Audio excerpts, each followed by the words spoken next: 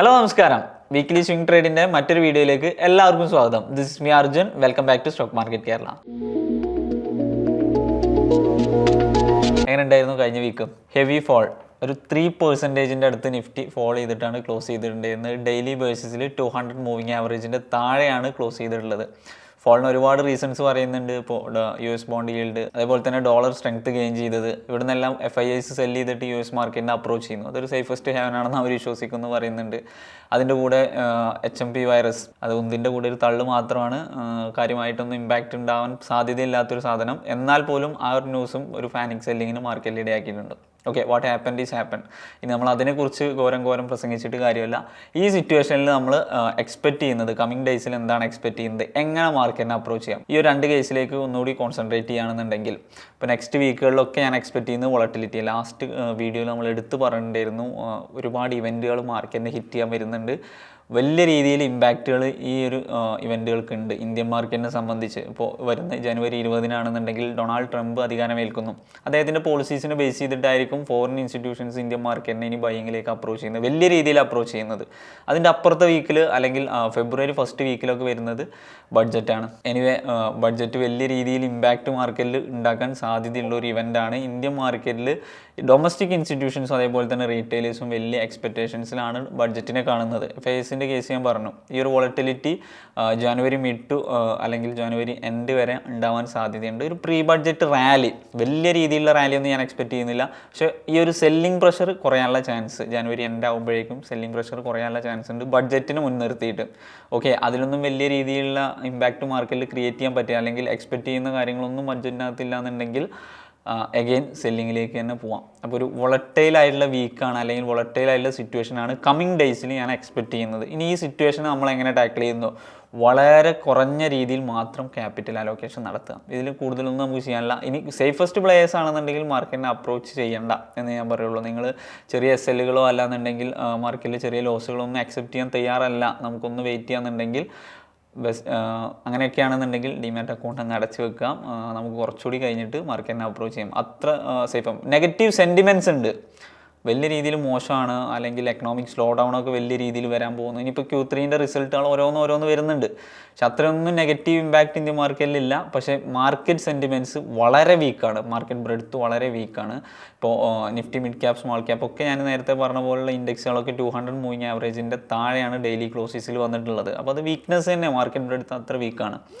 അപ്പോൾ ഈ ഒരു സിറ്റുവേഷൻ ഞാൻ ടാക്കിൾ ചെയ്യാൻ ഉദ്ദേശിച്ചിട്ടുള്ളത് ക്യാപിറ്റൽ അലോക്കേഷൻ വളരെ കുറക്കുക, അതിൻ്റെ റിസ്ക് പെർസെൻറ്റേജ് വളരെ കുറക്കുക. എങ്കിൽ മാത്രമേ ഉള്ളൂ നമുക്ക് ഗോയിങ് ഫോർവേഡ് ഷോർട്ട് ടൈം ട്രേഡേഴ്സിന് പറ്റുക.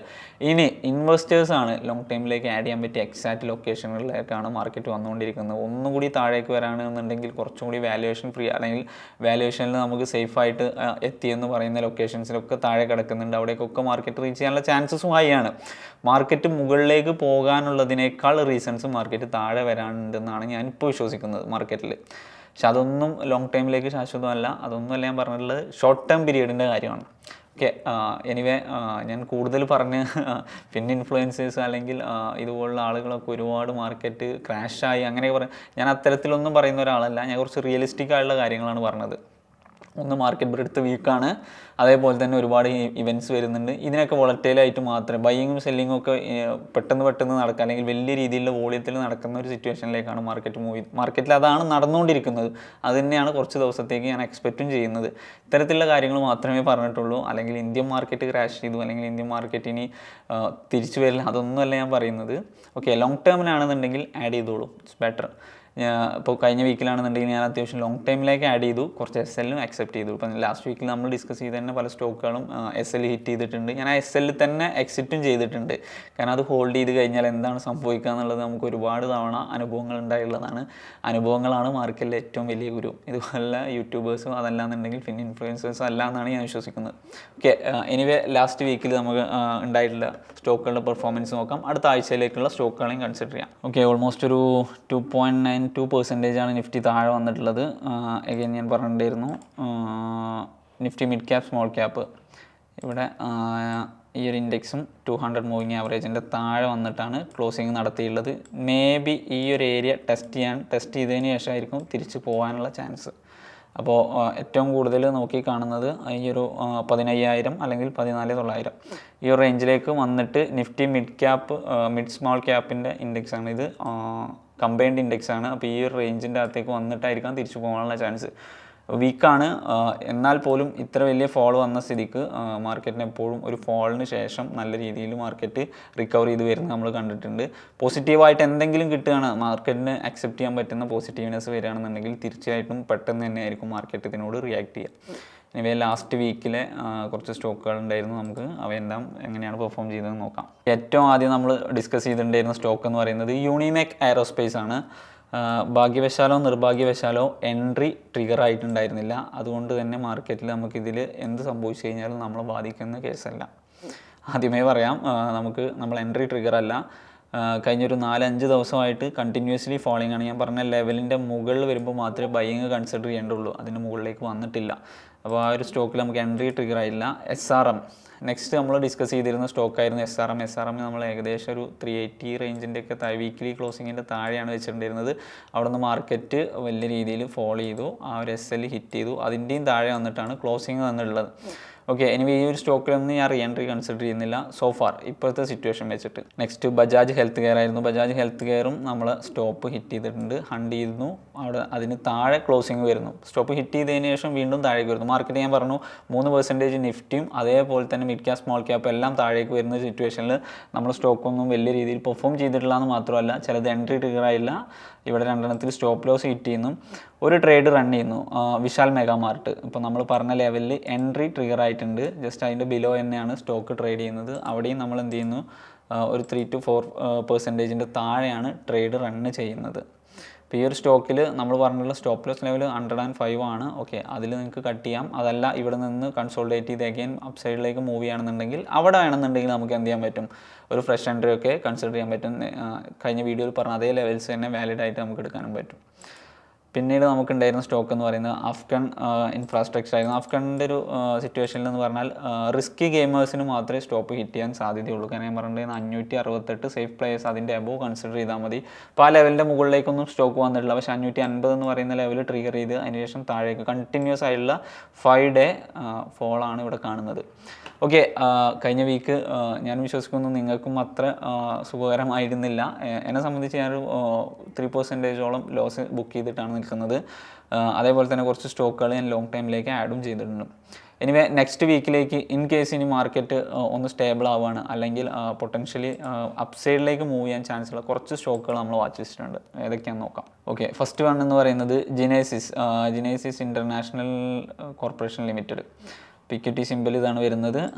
ഇതിൻ്റെ അകത്ത് സ്ട്രക്ചറെല്ലാം ഓക്കെയാണ്. ഈവൻ ഇൻ ദി ഫോളിംഗ് മാർക്കറ്റും ആ ലെവൽ ഹോൾഡ് ചെയ്തിട്ടാണ് നിൽക്കുന്നത് ഈ ഒരു സ്റ്റോക്ക്. ഇപ്പോൾ ഈ ഒരു കൺസോൾട്ടേഷൻ നടക്കുന്നു, ആ കൺസോൾട്ടേഷനെ ബ്രേക്ക് ചെയ്യുന്നു. മാർക്കറ്റ് വലിയ രീതിയിൽ ഫോൾ നടന്ന ദിവസങ്ങളിലൊക്കെ ഈ ലൊക്കേഷനെ ഹോൾഡ് ചെയ്തിട്ടാണ് നിൽക്കുന്നത്. സ്ട്രെങ്ത് ഉണ്ടെന്നുള്ളത് മനസ്സിലാവും. അപ്പോൾ നമുക്ക് സ്ട്രെങ്ത് ഉണ്ടെന്നുള്ളത് മനസ്സിലാവുന്ന രീതിയിലുള്ള ചാർട്ടും പാറ്റേണുകൾ, അതേപോലെ തന്നെ മൂവിങ് ആവറേജസ്, ഇതിൻ്റെയൊക്കെ മുകളിലാണ് ട്രേഡ് നടക്കുന്നത്. അപ്പോൾ അതാണ് എന്നെ ട്രിഗർ ചെയ്ത് ഈ ഒരു സ്റ്റോക്കിലേക്ക് എന്നെ ട്രിഗർ ചെയ്തത് അതാണ്. പക്ഷെ നമുക്ക് ഈ നിൽക്കുന്ന ലെവലിലൊന്നും ഞാൻ എൻട്രി എക്സ്പെക്റ്റ് ചെയ്യുന്നില്ല. അപ്പോൾ നിലവിൽ 1000 രൂപയാണ് സ്റ്റോക്കിൻ്റെ പ്രൈസ്. ഞാൻ എക്സ്പെക്റ്റ് ചെയ്യുന്നത് 1045 എബോ അല്ലെങ്കിൽ 1050 എബോ മാത്രം നമ്മൾ എൻട്രി കൺസിഡർ ചെയ്യുന്നുള്ളൂ. 970 താഴെ നമ്മൾ സ്റ്റോപ്പ് കീപ്പ് ചെയ്യുന്നു. നമ്മൾ ഫസ്റ്റ് ടാർഗറ്റ് എന്ന് പറയുന്നത് 1125, 1175, 1200 ഇങ്ങനെയാണ് നമ്മൾ ടാർഗറ്റ്സ് വരുന്നത്. അപ്പോൾ ഇതിൻ്റെ അകത്ത് നമുക്ക് എബോവ് ആണ് എൻട്രി പറഞ്ഞിട്ടുള്ളത്. ഇൻ കേസ് നാളെ അല്ലെങ്കിൽ അടുത്ത ദിവസങ്ങളിൽ താഴെയാണ് ഓപ്പണിംഗ് വരുന്നത്, ചാടിക്കയറി ബൈ ചെയ്യാതിരിക്കുക.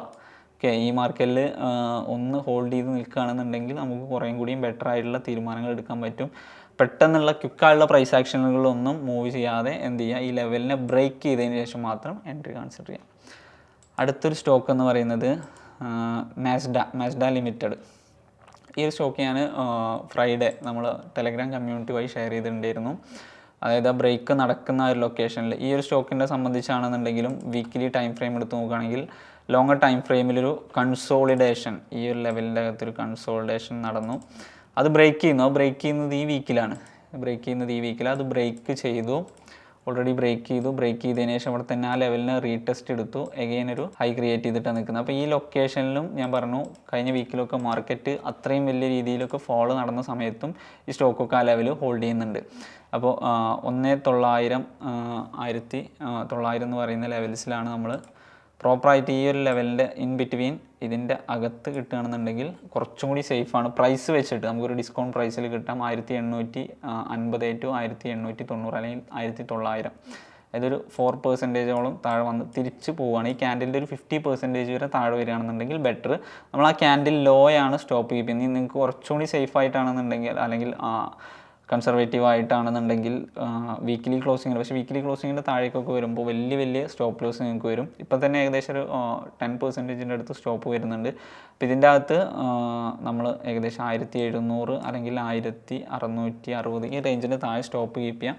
നമ്മൾ എക്സ്പെക്റ്റ് ചെയ്യുന്ന ഇതിൻ്റെ അകത്ത് നമ്മൾ എക്സ്പെക്റ്റ് ചെയ്യുന്ന ഒരു ടാർഗറ്റ് എന്ന് പറയുന്നത് 10 to 20% അപ്സൈഡ് പൊട്ടൻഷ്യൽ ഈ സ്റ്റോക്കിനുണ്ട്. ഇപ്പോൾ ഇതിൻ്റെ അകത്ത് ഇപ്പോൾ നിലവിൽ ഓൾമോസ്റ്റ് 1969 കറണ്ട് മാർക്കറ്റ് പ്രൈസ്. ഇവിടെയും നമുക്ക് എൻട്രി എടുക്കാം, പക്ഷേ സ്റ്റോപ്പ് ലോസ് വലുതാവുന്ന മാത്രമേ ഉള്ളൂ, നോ പ്രോബ്ലം.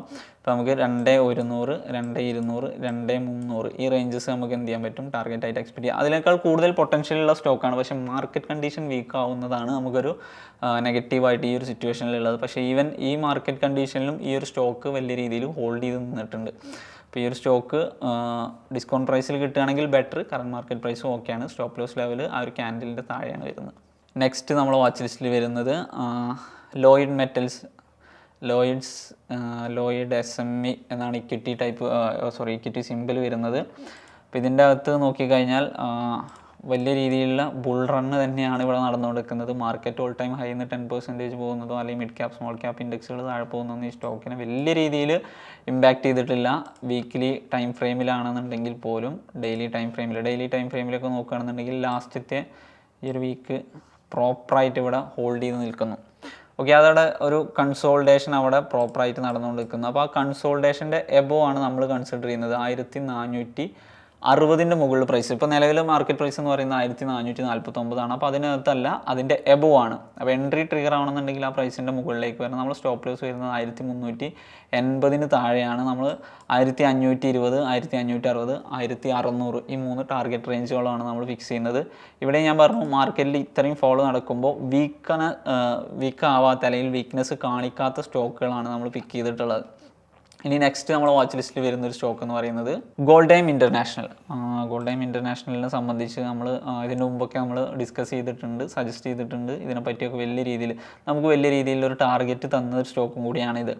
ഏകദേശം ഇപ്പോൾ ഈ സ്റ്റോക്ക് ട്രേഡ് ചെയ്യുന്ന ഒരു സ്ട്രക്ചർ എന്ന് പറയുന്നത് വലിയ രീതിയിൽ കൺസോൾട്ടേഷൻ നടക്കുന്നു, ട്രെൻഡിങ് സ്ട്രക്ചറിലേക്ക് മാറുന്നു. അപ്പോൾ അതിനുശേഷം ലാസ്റ്റ് വീക്കിൽ ഒരു പ്രോപ്പറായിട്ടുള്ളൊരു ബ്രേക്ക് നൽകുന്നു. ആ ബ്രേക്ക് തന്നു. ആ ഒരു ക്യാൻഡിലിൻ്റെ ഒരു 50% അകത്ത് ലാസ്റ്റത്തെ ഒരു 3 ക്യാൻഡിൽ കഴിഞ്ഞ 3 ദിവസമായിട്ട് ഡൗൺ സൈഡിലാണ് വരുന്നത്. അപ്പോൾ നമ്മൾ ഈ ഒരു ക്യാൻഡിലിൻ്റെ വിക്കിൻ്റെ എബോ, അതായത് 500 ടെക്നിക്കലി പറയുകയാണെങ്കിൽ 500ൻ്റെ എബോ കൺസിഡർ ചെയ്താൽ ഇപ്പോൾ 467 അല്ലെങ്കിൽ 470 എന്ന് പറയുന്ന പ്രൈസിലാണ് സ്റ്റോക്ക് ട്രേഡ് ചെയ്യുന്നത്. ഇവനൊരു 494ൻ്റെ എബോ ആണെങ്കിലും നിങ്ങൾക്ക് കൺസിഡർ ചെയ്യാൻ പറ്റും. ഏകദേശം 455 അല്ലെങ്കിൽ 460ൻ്റെ താഴെ സ്റ്റോപ്പ് കീപ്പ് ചെയ്താൽ മതി. നമുക്കൊരു 8% to 9% അടുത്ത് സ്റ്റോപ്പ് വരുന്നുണ്ട്. നമ്മളിതിൻ്റെ അകത്ത് എക്സ്പെക്ട് ചെയ്യുന്ന ടാർഗറ്റുകൾ 530, 560, 580 എന്ന് പറയുന്ന ടാർഗറ്റുകളാണ് എക്സ്പെക്ട് ചെയ്യുന്നത്. ഇവിടെ ഞാൻ പറഞ്ഞു എബോ ആണ് എൻട്രി. പ്രൈസ് റേഞ്ച് അല്ലെങ്കിൽ പ്രൈസ് ആക്ഷൻ പ്രകാരം നമ്മൾ പ്രൈസ് ആ ലെവലിൻ്റെ മുകളിൽ വരികയാണെന്നുണ്ടെങ്കിൽ മാത്രം എൻട്രി കൺസിഡർ ചെയ്താൽ മതി. ഇത്രയാണ് നമ്മൾ ഈ ആഴ്ചയിലേക്ക് കൺസിഡർ ചെയ്യുന്ന സ്റ്റോക്കുകൾ. വരുന്ന 4 മാത്രമേ ഉള്ളൂ. ഞാൻ പിന്നെ ഒരെണ്ണം ഉള്ളത് ആംബർ എൻ്റർപ്രൈസസിൻ്റെ ഒരു സ്ട്രക്ചർ പ്രകാരമാണെന്നുണ്ടെങ്കിൽ നെക്സ്റ്റ് 7950 ടെക്നിക്കലി ആണെന്നുണ്ടെങ്കിൽ 8000 എന്ന് പറയുന്ന ലെവൽ ക്രോസ് ചെയ്യുകയാണെന്നുണ്ടെങ്കിൽ മാത്രം കൺസിഡർ ചെയ്താൽ മതി. വീക്ക്ലി ബേസിസിലാണെന്നുണ്ടെങ്കിൽ നമ്മുടെ സ്റ്റോപ്പ് ലോസ് വരുന്നത് 7460 ഈ റേഞ്ചിൻ്റെ അകത്താണ് നമ്മൾ സ്റ്റോപ്പ് വരിക. നമ്മുടെ ടാർഗറ്റ്സ് വരുന്നത് 8200, 8500, അതേപോലെ തന്നെ 8800 ഈ റേഞ്ചസാണ് നമ്മൾ ടാർഗറ്റ്സ് വരുന്നത്. അപ്പോൾ 8000ൻ്റെ എബോ മാത്രം കൺസിഡർ ചെയ്താൽ മതി ഈ ഒരു സ്റ്റോക്ക്. ഈ ഒരു സ്റ്റോക്ക് ഞാൻ പറഞ്ഞു ഫാളിൻ്റെ ഇടയിലും കുറച്ച് അത്യാവശ്യം ടെക്നിക്കലി ആണെന്നുണ്ടെങ്കിലും അതേപോലെ തന്നെ ഫണ്ടമെൻ്റലി ആണെന്നുണ്ടെങ്കിലും കുറച്ച് സ്ട്രോങ് ആയിട്ട് ഹോൾഡ് ചെയ്ത് നിൽക്കുന്നൊരു സ്റ്റോക്കാണ്. അപ്പോൾ ഈ ഒരു 5 സ്റ്റോക്കുകളാണ് നമ്മൾ ഈ വീക്കിലേക്ക് കൺസിഡർ ചെയ്യുന്നത്. ഒന്ന് ജെനേസിസ് ഇൻ്റർനാഷണൽ കോർപ്പറേഷൻ, അതേപോലെ തന്നെ Mazda, Lloyd metals, gold time international, അതേപോലെ തന്നെ ആംബർ. ഇപ്പോൾ ഇത്രയും സ്റ്റോക്കുകളാണുള്ളത്. ഇൻഫോസിസും ഓക്കെയാണ്. ഇൻഫോസിസ് നോക്കാം, നമുക്ക് 2000 എബോക്കെ വരികയാണെന്നുണ്ടെങ്കിൽ കൺസിഡർ ചെയ്താൽ മതി. ഇൻഫോസിസ് നമുക്ക് കൂടുതൽ ഡീറ്റെയിൽസ് ഞാൻ എന്ത് ചെയ്യാം ടെലഗ്രാം കമ്മ്യൂണിറ്റി വഴി ഷെയർ ചെയ്യാൻ പറ്റും.